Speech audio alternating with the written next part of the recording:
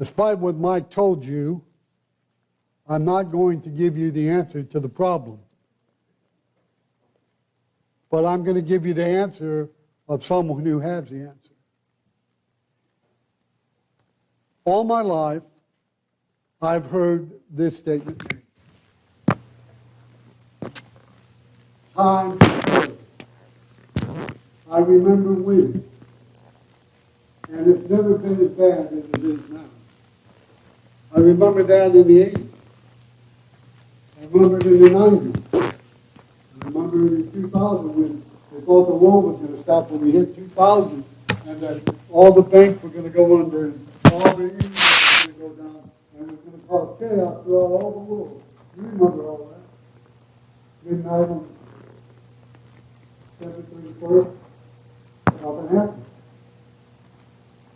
And now, COVID era, world pandemic. God sending us a sign. 9/11. God sending us a sign. He's had enough. And He's telling us it's broken, and His world is broken, beyond repair, and it can't be fixed. And all the doomsayers came out and telling us that the world is about to come to you. As if it just happened that the world was broken. I've got news for you. The world has been broken since the days of the Garden of Eden. And it has not gotten any better. And it's never going to get any better until man turns to the only solution that can fix the problem. And that's what He does not want to do. And that is to turn to God. I don't mean just in a haphazard way. I don't mean just for a show. I mean to truly turn to God and seek the solution that He can have. I want to talk to you about a few moments, wisdom from the book of Proverbs and Ecclesiastes, about the world is broken. Now, I don't want you to take anything from the pictures you see. All this tells you is when I put this sermon together. I'm not making any political statement. I'm not a politician. I'm not trying to be a politician. I don't have a voice. I don't have a position. And that's not what this is about. This is about how we live in a broken world. We live in a broken world. We live in a world that is consumed with satisfying self. We live in a world who has no respect for God, no respect for His Word, and very little respect for human life. And we live as God's children, trying to show a better way, trying to point them to the solution, trying to show them that God is the only answer to the myriad of problems that this world faces. But yet they are turning a deaf ear. And ladies and gentlemen, I want you to understand one thing. If you do not think and you do not believe that there has been a constant effort over the last decade to remove God from our consciousness, you are asleep at the wheel. They are trying to eradicate God from our consciousness. They are trying to take God out of everything. I believe it's on. Where I dropped it. Thank you. They are trying to take God out of our mind. But you see, that's a mistake. Because God's the only thing that can make what's wrong right. And can make what's crooked straight. And God is the only one that has the answers to how to fix the broken world. And the books of wisdom of Proverbs and Ecclesiastes gives us a lot of wisdom if we would put it to use, if we would use it in how we deal and not get overwhelmed. I'm afraid many of my brethren during this pandemic have been overwhelmed because how they have looked at it and how they've handled it. And I'll talk about some of that during this lesson. And so last summer as I watched, when the pandemic first began, and I saw the pandemonium in the streets, I saw the things that were going on, the chaos, the unruliness, just an excuse to be ungodly and to do evil. But I'm thinking the whole time I'm watching it, that we have just played into the devil's hand. We have just allowed the devil the upper hand. And it's time that we take it away from him, especially those of us who claim to be children of God. In Ecclesiastes chapter 5 and 5 through 16, here's what the wisdom writer said. He said, as he came from his mother's womb, naked shall he return, to go as he came. And he shall take nothing from his labor, which he may carry away in his hand. And this also is severe evil, just exactly as he came, so will he go. And what profit has he who has labored for the wind? Sin has reached everywhere in the continent. There's not a place you could go. There's not a culture of people that you can turn to. There is no place that has not been touched by the disaster of sin. Every evil thing, every tragic thing, every ungodly thing, any evil that you want to come up in your mind can all be traced back to one place, to one thing, and that's sin. Sin is the cause and the root of all of it. And it is because of sin that it has reached every part of our world and our continent, that the only solution to sin is God. There is no other solution that'll work. No government, no democracy, no culture, no group of nations, no group of people are going to fix the problems that sin causes without God being in the position that we turn to first. There is an evil which I have seen under the sun and is common to all men. I don't like sin because I don't like the thing that sin produces. It produces unrest. It produces ungodliness. It produces pain. It produces misery. It produces anxiety. It produces everything that makes this world unattractive for me to be here forever. The things of this world are things that make heaven look better and better and better because this world is corrupt and it's broken. It's not the way God created it. God created, can we all go back for a moment in our memory and go back to Genesis, to the creation account? And do you remember what God said after he created everything in 6 days? Do you remember what he said in Genesis 1 and verse 31? He said he looked at all of it and it was good. It was very good. Okay. What happened? What happened from that time till now?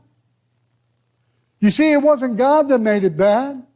It wasn't God that made it evil. It was when sin entered in. And when sin came in Genesis 3, the world would never be the same. God knew that. God knew that before he created it. And so he sent a solution in his plan of his Son in order to do for man what man could not do for himself. And that is to save him from himself. For there is not a just man on earth who does good and does not sin. Nobody can say they don't have any sin. Everybody has sin. Everybody has sinned. Everybody will sin. That's not because they can't help it. It's because they yield to temptation. It's because they give in. It's not because they don't have the way to resist it. They do, but they won't take it. They have a way of escape. 1 Corinthians 10:13, God promised that. They won't take it. So you can't blame God, because God can tell you how to avoid it. And then God can tell you once you get yourself in it, he can tell you how to get yourself out of it. So there is a solution. But we don't want to take the medicine because we don't like what it calls upon us to do. In the day of prosperity, be joyful. But in the day of adversity, consider. Surely God has appointed one as well as the other, so that man can find nothing that will come after him. You know what Solomon is saying? He's saying it's been bad now, it'll be bad again. There'll be days when it's good, and there's going to be days that are bad. There are going to be days when you're on the top of the mountain, and there's going to be days when you feel that the mountain's falling on top of you. That's going to happen. It's going to happen, and it's going to continue to happen. It's a cycle because men have erased God from finding the solution to their problem.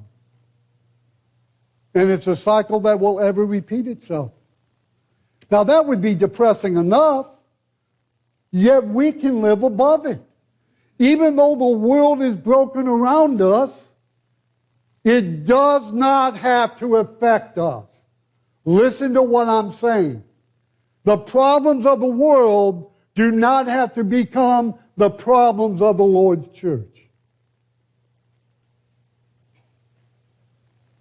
This last year and a half, we have forgotten that. We have forgotten that we're not to be people that are divided. We're people, I thought we were people of compassion, people of love, people that are supposed to be trying to put on the spirit of humility, the spirit of servitude, the spirit of becoming more like our Master. Isn't that what the Bible teaches us? Isn't that what, and what is the one thing, I wanted to remind you of something in Proverbs. What is the one thing of the 7 things that God hates? What is the last thing in that list? Let me remind you, those that sow discord among brethren. And you know what? We've always assumed that that means from people that would try to divide the church from without. No, brethren. That means from problems that come from within. People that try to sow discord among God's people. It's one of the things that God hates. And the reason is not important. What's important is the result of what happens. What then? Are we better than they? Not at all. For we have previously charged both Jews and Greeks that they are all under sin. And it is written, there is none righteous, no, not one. There is none who understands. There is none who seeks after God. Now, of course, he's talking about the sinner who does not look to the only solution that he has. It affects everyone because everyone has the disease.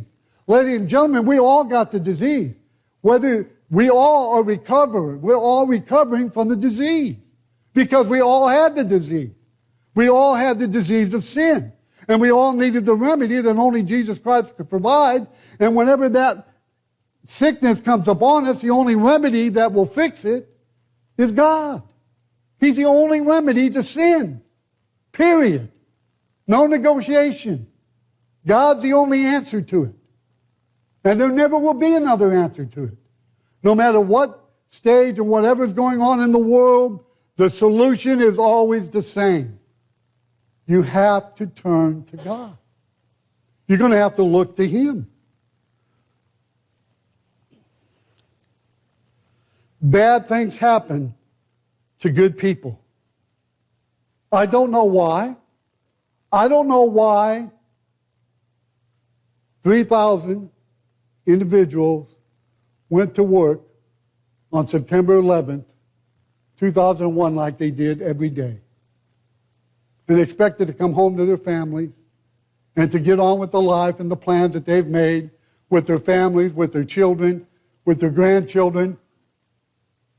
And at 9:30 that morning, all that changed. It didn't just change for those 3,000 people. It changed us. It changed the world when those events took place. And it's one of those things that you're always going to remember where you were when those planes hit the tower. I don't know why those things happen. I don't know why a woman who is a mother, who has 2 young children, straps in the back seat of her car and drives it into the lake to drown her children to get at his wife, her husband, who is having an affair with another woman. Why did things like that happen? What did those children do? Nothing. They didn't do anything. Bad things happen to good people. Folly often exists in high places. The Bible teaches us that. And bad things will continue to happen. Let me give you an example of what I'm talking about. A number of years ago, when I lived in Peru, Indiana, there was a young woman. They were expecting their first child. She was taking food to a shut-in Saturday night that just had recovered from surgery, and they were expecting their first child. She was 8 months pregnant. On the way home, it was at dusk. On the way home, it was turning dark, and it started to rain. And while she was coming home, a drunk crossed the yellow line, hit her head on, killed her, and the baby died at the hospital. The driver, who was intoxicated, was his third DUI, I think, he didn't have a scratch. And he was in the hospital. But on the way to the hospital, he had a severe reaction to something, and he went into a coma. And he was in a coma for 6 weeks. When he awoke from the coma, who was sitting beside his bed when he woke up? The father and mother of the girl, the father and mother of the young woman that was killed, their daughter and their grandchild. And you know what they did? They converted that man to Jesus Christ. He went to jail for 10 years for what he did. Today, he's an active member of the church, and he just was appointed a deacon.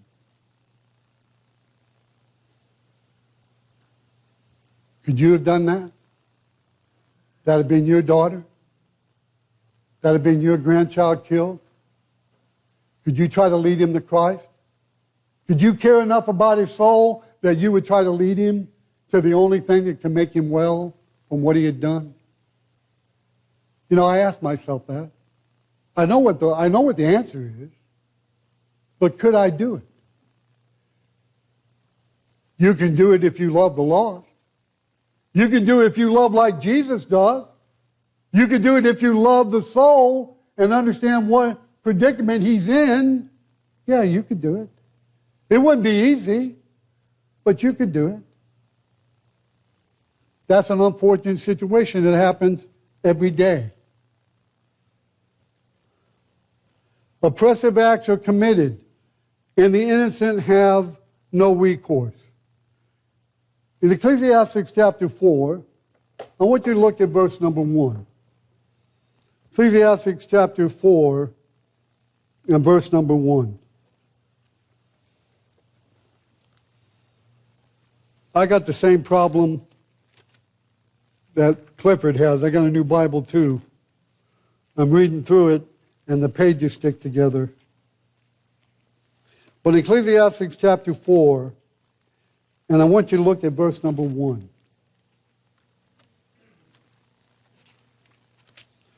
Then I returned and considered all the oppression that is done under the sun. And look, the tears of the oppressed, but they have no comforter. On the side of their oppression there is power, but they have no comforter. You know, if you just consume yourself with what goes on in this world, it'll eat you alive. It'll just depress you beyond measure. You know what I told the congregation when I preached at in Harrisburg, Kentucky during the pandemic and during the summer?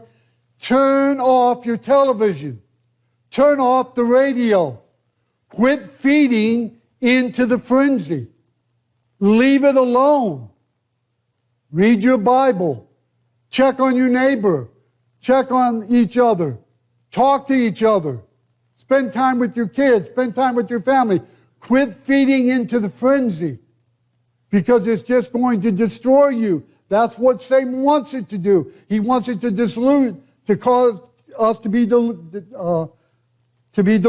to think that there's a delusion, that we got a solution to all this. And we just feed on it. And it just makes us more anxious and angry and upset. And we wonder why there's no happiness in our life.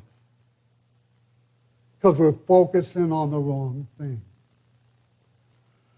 Justice takes too long, so in long fact, it encourages evil. You know what Ecclesiastes 6 verse 11 says, or 8 verse 11? A verdict that is not speedily enacted is worthless. Why would you sentence a person to do something and 30 years later it's still not done? You know what? There's no fear in the law. There's nothing that's going to happen. If you take the law and you take the teeth out of the law, there's no fear, and the lawbreaker is going to continue doing the things that are against the law because there is no reprisal. It's common sense. It's like telling your child, I remember a number of years ago, there was a young boy in class, and he came out, and they were in the worship service, and he was a little rambunctious, like my young son used to be when I was raising him. And his mother said, now, Tommy, if you don't be quiet, I'm going to take you out. He was okay for about 5 minutes, and then he started acting up again. And she said, now, Tommy, I want you to stop or I'm going to take you out. And I'm standing by the back. I forget why I was back there. And he told her again, and he looks at me and he winks at me. This kid's about 7 years old, I think. He winks and he goes, she doesn't mean it until she gets to the 4th time.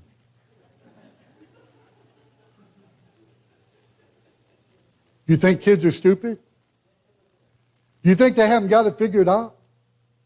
You don't think they're paying attention? You know what I'm forever grateful for? My parents, they follow through with what they told me they'd do. It didn't warp my personality. I wasn't abused as a child. It taught me respect for authority. And you know what? That helped me in school. That helped me in the military. You know, when all those drill instructors were yelling and screaming, and I thought, yeah, I'm used to that. That's okay. That didn't bother me any. I understood it's part of the game. I understood. But I also grew to understand that there was a line. There was a right. And there was a wrong. And when you did the wrong thing, there was consequences for it. We have not learned that in our world. We got a generation that believes there's no consequences to bad behavior. I got news for you. There will always be consequences. They may not be lived out quickly, but they will show themselves. Yes, you are free moral agents. You can choose to do whatever you want to do. But believe me, there are consequences. And they will come and you will not be able to stop them. And so we need to understand that it's always been that way. No satisfaction. What will not provide satisfaction? No satisfaction in just living. If you're just trying to live life to get by, and you're just trying to do the best you can and make it one day at a time, there's no satisfaction in that. There's nothing to look forward to if life is just a daily grind, if it's just getting through one day to the next day. And that's how you live your life, and that's how you look at it. There's no satisfaction in that. And that's what Solomon said in Ecclesiastes 1, 2 through 11. You know, it's a monotonous cycle. It just keeps going. It's saying, sun came up today, it'll go down in the evening, it'll come up tomorrow. And it talks about the water going in and out, and the sun rising and setting. It's just a monotonous cycle. And if you're just looking to get by, there's no satisfaction in that. It's not going to bring you any relief. It's not going to make you happy. Lord willing, Friday night we're going to answer the question, will sin make you happy? A lot of people say yes. Sin will make you happy. Well, we'll find out Friday night if it does. No satisfaction in knowledge. You know what? I'm not against higher education. I had higher education. There's nothing wrong with education. But all the education will not, and you be the smartest man in the room, but if you think you're smarter than God, then your education didn't help you. I know people that are so educated, they educate themselves right out of God. They don't know God because they educated themselves out of Him. They don't need Him because they're smarter than He is. Look at Romans 1 verse 20. The world is without excuse. When you look at creation, think about it. You look at the world. You know, I've had the privilege of being in other countries. I've had the privilege of going and travel and see the beautiful places all over the world. The landscape that man couldn't paint. They couldn't create it. They couldn't do it. It's all the handiwork of God. And the Bible says man's without excuse. You can see all of the beauty. You can see the grandeur and the majesty. You can see the order in life. You can see all these things that are natural. How did it happen? Look at man. Look at man. Look at how we're created. Look. Do you know that if a foreign substance comes into your body, automatically your body will attack it to drive it out? And then once it drives it out, that it will store it in a memory thing? And you have thousands of these memory cells in your body, that if that substance ever comes in again, it drives it out. Who created that? How did that get in there? How do you explain it? Knowledge is great. But knowledge without God is frivolous. It's useless. It's not going to help you. I'm not here telling you it's wrong to get an education. I'm not telling you it's wrong to have knowledge. But it's what you do with that knowledge. If secular knowledge becomes your God, and it begins that you don't need God anymore, that knowledge becomes a liability. There's no knowledge that's greater than God. None. And if you're looking for satisfaction in being knowledgeable, but it's not divine knowledge, then you're wasting your time. It's never going to satisfy. There's no satisfaction in wisdom. So you're talking about the same thing, Keith. No, I'm not. Do you know a lot of people have knowledge, but they don't have any wisdom? Do you know people like that? Do you know what knowledge and wisdom is? Wisdom is the application of knowledge. We got a lot of people that are knowledgeable, but it doesn't do them any good because they don't have the wisdom to apply it. I know people that can quote chapters of the Bible, but they couldn't live one sentence. What good is that? What good is it to have the knowledge but not have the capacity to know how to use it in order to produce wisdom that will be beneficial in this life and prepare you for the next life? You see, it depends on what you do with knowledge. Knowledge is a good thing. It depends on how you use it. And if you don't use it to gain wisdom, you remember what Solomon asked for when God says, I'm going to give you anything that you want. Think of all the things that Solomon could ask for. Think, what if he'd asked you that? Well, I might have said, well, I'd like to live to be 1,000. That'd have been a bad thing if you allowed me to do it. But you see, he wanted wisdom. But what did he want it for? He wanted it to be able to discern between good and evil so he could lead God's people. You know, Solomon showed a lot of wisdom in what he asked. And what he asked was a very respectful thing. That's why God blessed him so much in his life. But you know the sad part about Solomon? He had all the knowledge, but he didn't have the wisdom how to use it. Other people would come from all over the world to sit at his feet and gain the knowledge that he had. And all the knowledge he had, he never applied it to himself. What a waste. You see, he had all that knowledge, but yet he didn't know how to apply it. You've got to have wisdom. There's no satisfaction without divine wisdom. No satisfaction found in pleasure. Read Ecclesiastes chapter 2. Solomon tried every pleasure. Think about this. This is not just somebody. This is a king, the mightiest king at the time, the wealthiest man at the time in his time. And here's a man that had power, privilege, wisdom, understanding, the ability, authority, and he could do everything this life had to offer. Everything this life could offer to bring you happiness, Solomon could try it, buy it, build it. Anything that he could do, it was at his fingertips, and he did it. And when he was done, what did he say about it? When he's looking back on all the things he tried to do to bring him happiness, what did he say about it? He said it was vanity. He said it was vexation of spirit. He said it was striving after the wind. I never understand why people don't learn the lessons that this life cannot satisfy you because they've never studied Ecclesiastes. Because it can't provide you happiness. I've seen people allow a moment of pleasure to destroy a lifetime of good. I've got a good friend. Probably he was somebody I looked up to. He was somebody that meant a lot to me. He was somebody that I thought God blessed him in talent. I mean, he had talent. He's the most talented debater I ever heard. He was the most talented preacher in many ways I'd ever heard. And yet I watched this man over a period of time, over a period of 3 years, just destroy his marriage, destroy his life, and destroy the good that he could have done. And you know the only one that benefited from his demise, he straightened up his life. He corrected it. But that voice against Satan and against evil was silenced forever. And he's the one that benefited. But you know the sad part is he did it to himself. He did it to himself. Because he tried to find satisfaction in the wrong thing. He didn't study the Bible that he preached all of his life. He didn't apply its wisdom to himself. It's not found in culture or wealth. All the money in the world is not going to take away your problem. The culture is not going to take away your problems.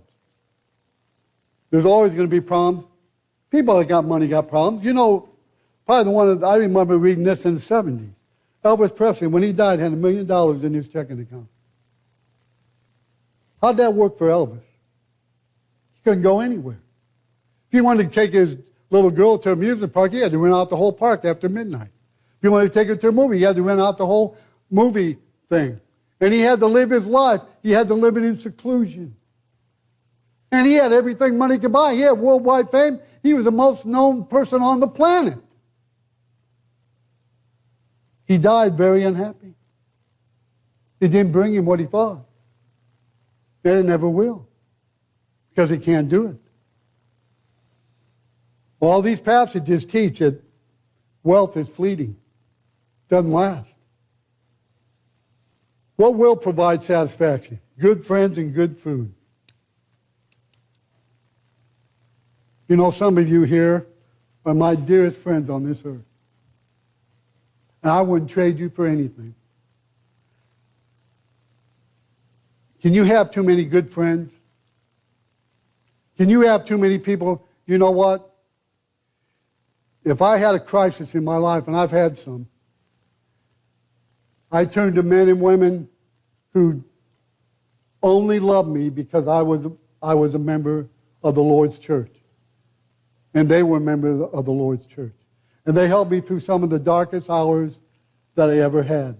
And I wouldn't be here today if it wasn't for an elder in a church in Indiana when I was at the darkest point of my life, where I didn't care if I lived or died. And I thought my life was over. And you know that man, he would sit up and listen to me every night to 2 or 3 o'clock in the morning. He had to go to work the next day, and he'd be pushing me out the door. And you know what? He never gave me any advice.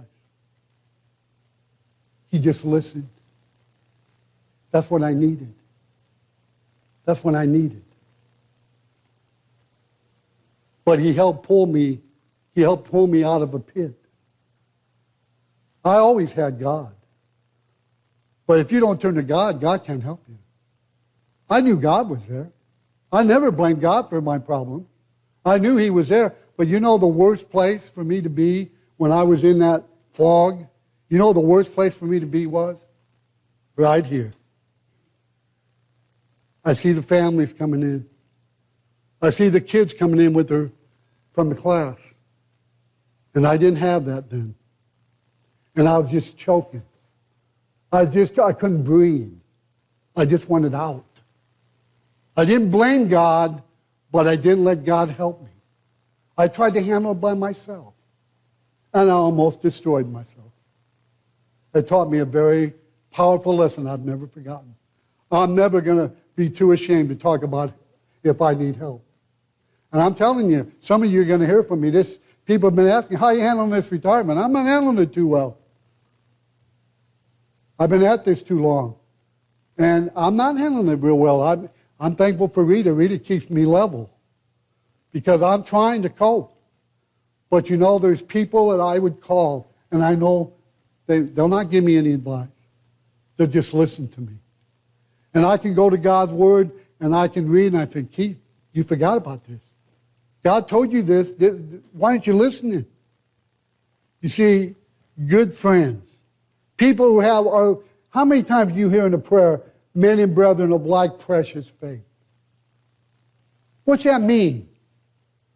Who understands the difficulties of living a Christian in a broken world better than another Christian? Who understands that better? I wouldn't trade them for anything.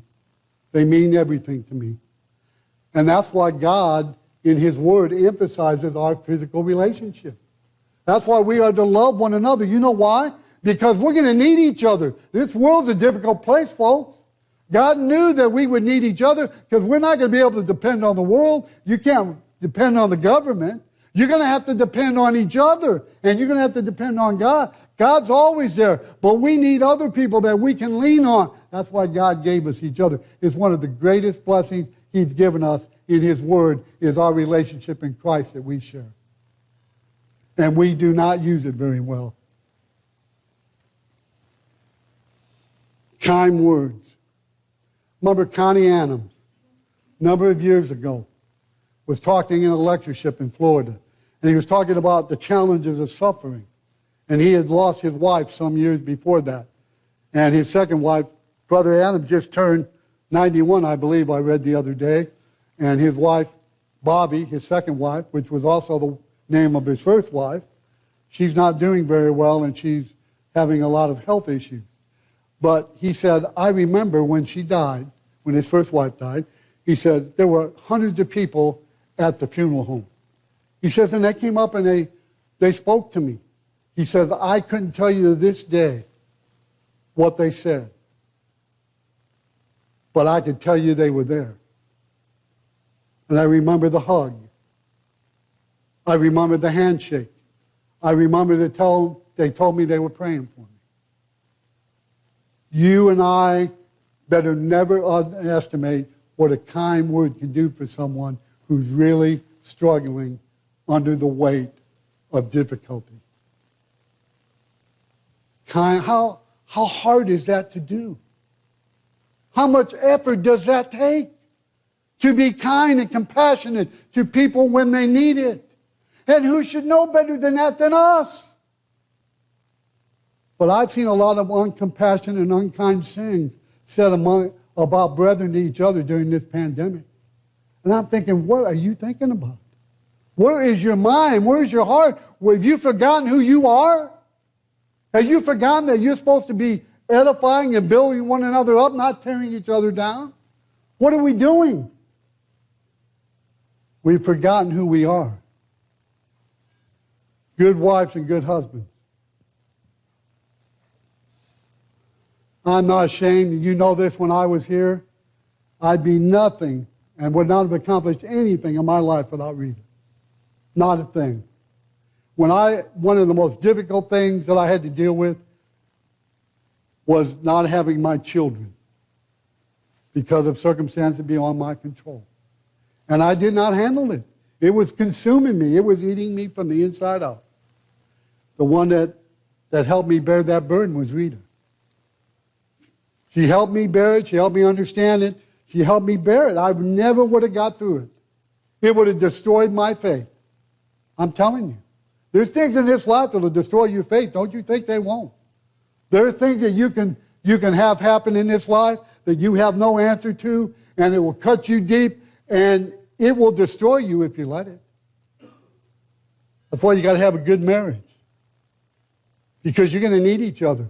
Because this world's a rough place. And we need to be able, and all these passages teach about the love between a husband and a wife and how valuable and how important it is. It can help you live in a broken world. Live in the present. Don't get too far ahead of yourself. I don't know what's going to happen tomorrow. You don't know what's going to happen tomorrow. I don't know what's going to happen next year. You don't know what's going to happen next year. Live in the present. Live for today. Remember what Matthew 6:33, take no thought of the morrow will take care of itself. Just, you know that song that became very popular, One Day at a Time? Now that became a big million-seller hit. But you know, if we could learn to do that, if we can learn just to dwell on today, you know, yesterday's gone. All you can do is learn from it. You can't change it. You can't rewrite it. You can't unwind it. You just got to let it alone. Tomorrow, you don't know if you got it. So don't worry about something you don't have. You know, it's enough to deal with today. Just deal with today. That's enough. And let God help you deal with today. I remember when my brother was killed in a tragic accident. And I remember I was over in Europe and I had to come home. And I remember going in to see my mother. And I just said, look, I'm 20 years old. What am I going to say? And all the way traveling back from Europe, I'm thinking, how am I going to help my mom and my dad? They just got divorced. How am I going to help both of them carry this burden? I'm beside myself. And I come to my mom's house, and I'm going in there, and my mind's just going 100 miles a minute. What am I going to say? And I looked, and I didn't see my mom. And I go into the bedroom. There's my mom on her knees with her head bowed. And here's what my mom said. God, I don't understand this. I know it's just part of living on this earth, but I can't bear this burden alone. You help me with today, and we'll deal with tomorrow.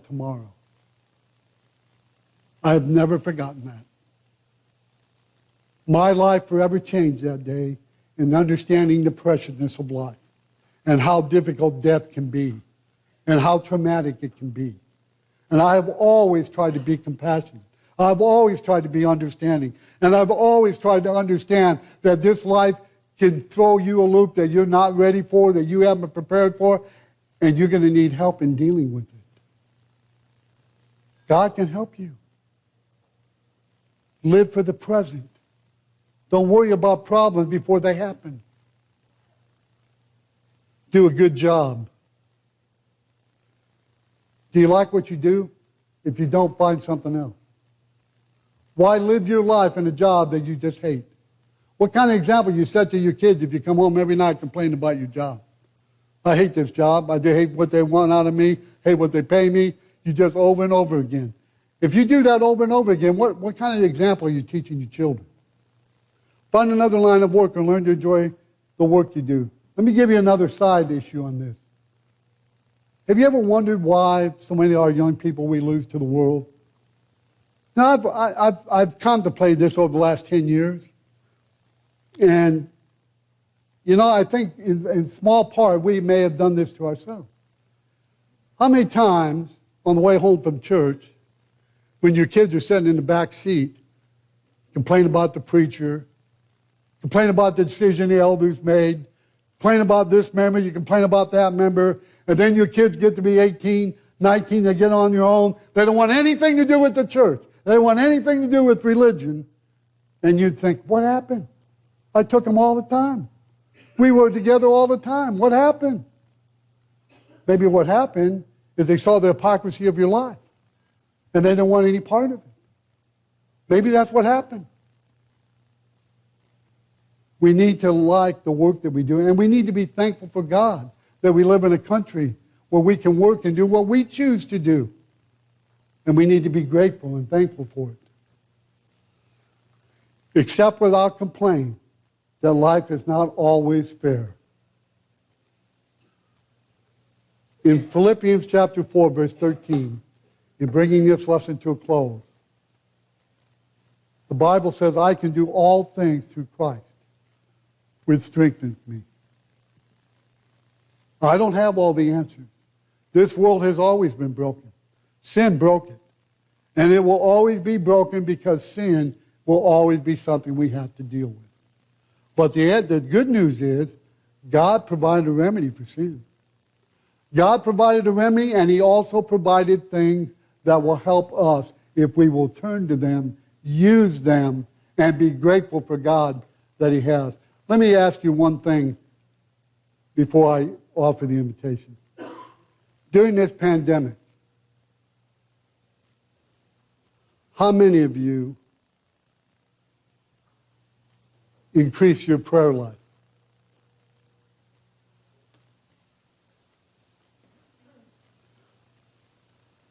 You know what? Prayer has taken on a whole new meaning to me during this pandemic, because I saw what it was doing to brethren. I saw what it was doing to churches. I saw what it was doing to God's people, and I prayed fervently that we would consciously wake up and realize what we were doing to ourselves. Because I knew God was the only one that had the solution how that can be fixed. Brethren, this pandemic didn't divide us. This pandemic just brought to the surface what's something that was already there. We need to understand there will always be problems in the world. There will always be things that we will not fully understand. There will always be things that seem to that we're not getting all the answers or all the information we need, but we need to trust God. We need to put our head down. We need to remember who we are. We need to keep our focus on the goal that lies before us. And we need to try to help other people see that trying to figure it out by the world standard doesn't work. And we need to give them a better solution to their problems. I ask you this morning, and I ask you tonight, who should have handled this pandemic better than anybody else in the world? And the answer to that is us. God's people. God's people should have been the epitome of how to handle this adversity when it came to our door. I don't understand it. I don't know what's true, and I don't know what's wrong. But I do know one thing. I do know one thing. The problem is not greater than God. And I know that it can be solved if we just allow God to direct our lives and to keep our mind on the ball and keep our mind on what's important. This world can be crumbling around us. It doesn't mean that we allow it to crumble the church. And if we do, it's not the pandemic that did it. We did it. Because we didn't trust God. And we didn't trust His wisdom. Brethren, I don't have all the answers. But I know who does. And that's God. And if you do it His way, even though the world may be crumbling around you, your world won't be crumbling. And you'll be able to rise above it. And that's what God expects us to do. You know why? Because it's a song that we just sang. This world is not my home. This is not where I want to be forever. Is this where you want to be forever? I don't think so. You want to be here. So keep your focus on where you're going to be, where you want to be. And do the best you can. Understand there's going to be life. There's going to be ups. There's going to be downs. There's going to be things you understand. There's going to be things you don't. But never let it change what you do know. You know that God loves you. You know that God cares for you. You know that God's wisdom works. And you know that God has never lied to you. And you know, in Hebrews 13, some of the most comforting words in all the Bible, I will never leave you nor forsake you. What can men do to me? Nothing. Nothing. They can only take my life. But that just means I'll get to be with God sooner. That's not a bad thing. That's a good thing. Ladies and gentlemen, don't forget who you are. Don't forget the power of your Father. And don't forget the power that's in His Word and in His ways. And don't forget to talk to God. When you feel the world crumbling, when you feel it squeezing you and you think you don't know what to do and you're getting depressed and you look, talk to God. Let Him help you. Turn to other brethren. Help each other deal with the moment at hand and not allow it to destroy every good thing in your life. If you're here this afternoon and you're not a child of God, brethren, being a Christian is not going to take away all your problems. Matter of fact, it's going to give you some more that you didn't have before.